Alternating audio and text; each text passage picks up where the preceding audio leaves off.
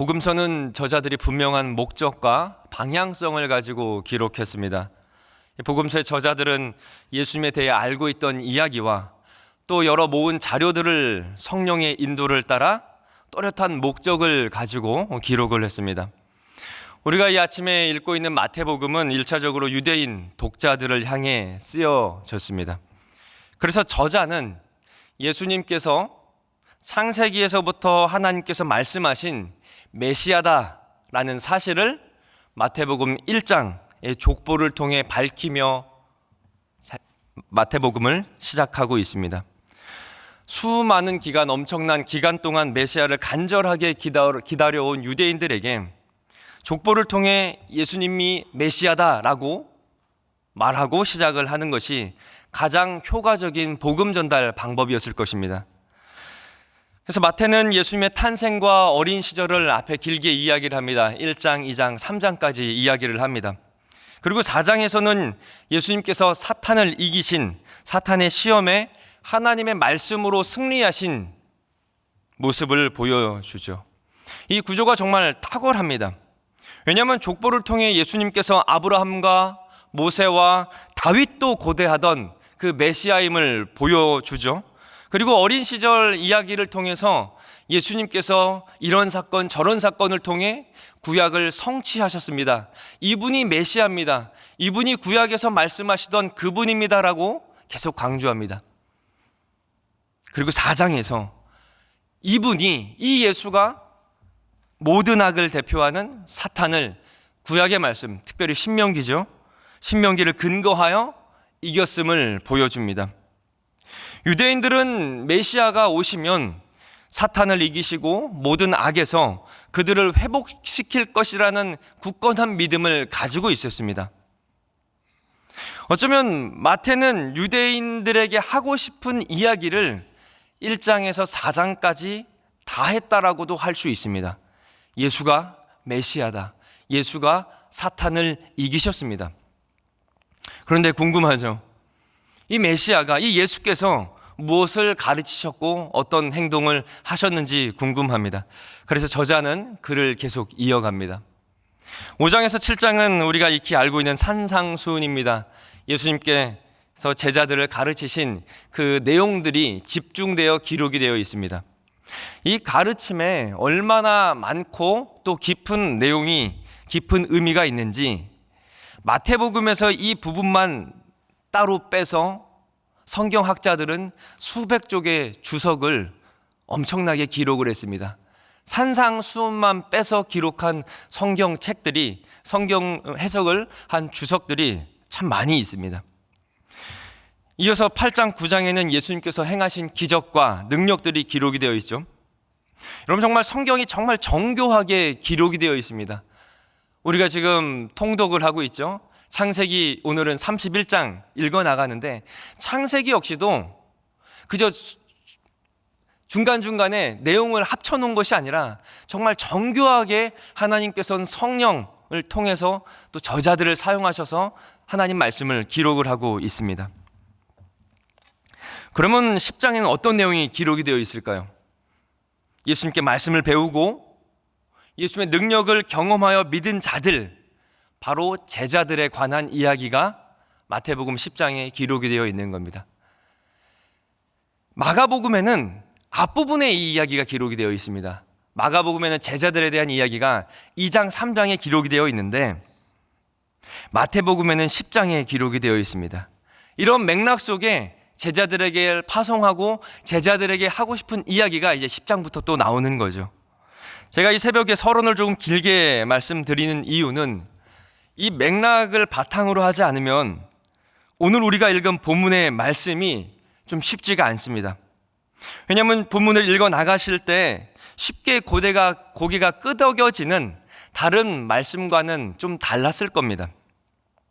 이 말씀을, 오늘 우리가 읽은 말씀을 표면적으로 읽으면 마치 복음이 가정을 파괴시키는 주요 원인이 되는 것처럼 보입니다. 34절에 이렇게 말하죠. 내가 온 것은 사람이, 35절에요, 그 아버지와 딸이, 어머니와 며느리가 시어머니와 불화하게 하려 함이니 사람의 원수가 자기 집안 식군이라, 가족이 원수라는 말입니다. 마치 예수 믿는 사람은 가정에서 화를 내서 분란을 일으키는 모습으로 그려집니다. 그리고 이 말씀을 그대로 이해하면 내가 집에 가서 화내야 되나? 모든 가정 구성원들과 싸워야 되나라고 받아들여질 수도 있습니다. 그런데 이 새벽에 나오신 분들은 하나님 말씀이 얼마나 가정의 화목과 사랑을 말하는지 아십니다. 십계명에도 뭐라고 이야기하죠? 내 부모를 공경하라, 분명히 이야기하죠. 또 에베소서에는 부부가 서로 존중하고 자녀를 사랑해야 되는 것을 분명히 이야기를 합니다. 이 말씀을 어떻게 해석해야 될까요? 그리고 37절에는 이 35절에 좀 애매한 표현을 좀 더 분명하게 이야기를 합니다. 아버지나 어머니를 나보다 더 사랑하는 자는 내게 합당하지 아니하고 아들이나 딸을 나보다 더 사랑하는 자도 내게 합당하지 아니하며. 여러분은 부모님께 사랑을 어떻게 표현을 하셨고 지금은 어떻게 또 표현을 하고 계십니까? 명절에 부모님께 사랑을 표현하기 위해서 선물과 용돈 10만 원을 드렸다면 그럼 하나님께 20만 원을 드리면 하나님을 더 사랑하는 것일까요? 아니면 그 반대로 하나님께 지금 순종을 잘 하고 있지 못하니 부모님께는 더 순종하지 않는 게 하나님을 부모님보다 더 우위에 두는 것일까요? 또 여기에 부모님과 자녀들을 극진히 사랑하는 분들이 많으실 겁니다. 그러면 고민이 됩니다. 오늘 말씀에 예수님을 더 사랑해야 하나님께 합당한 사람이라고 했는데 부모님과 자녀보다 어떻게 해야 내가 더 예수님을 사랑하는 것일까? 하나님을 사랑하는 것일까? 이 말씀에 따라 이제는 부모님과 자녀들에게는 조금 무관심해져야 되나?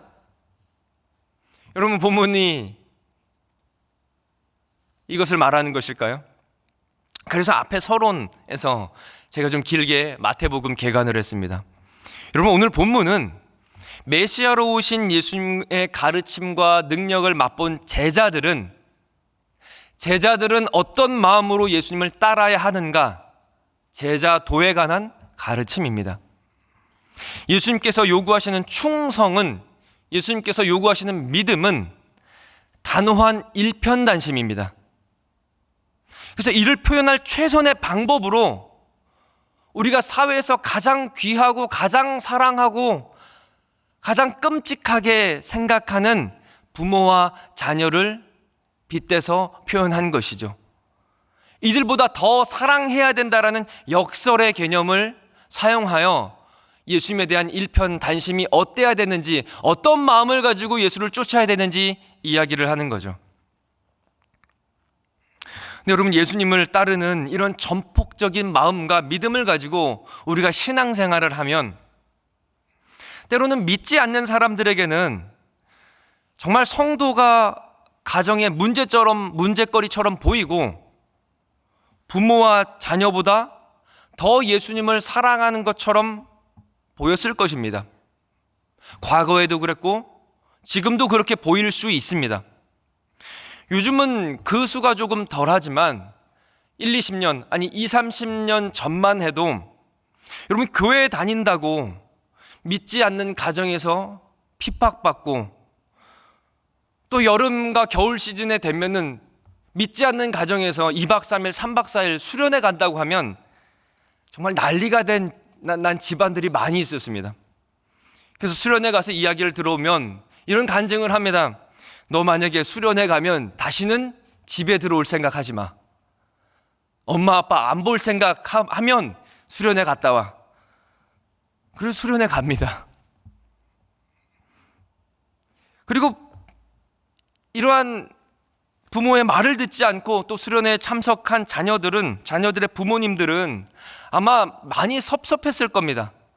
이들이 정말 나보다 예수님을 더 사랑하나?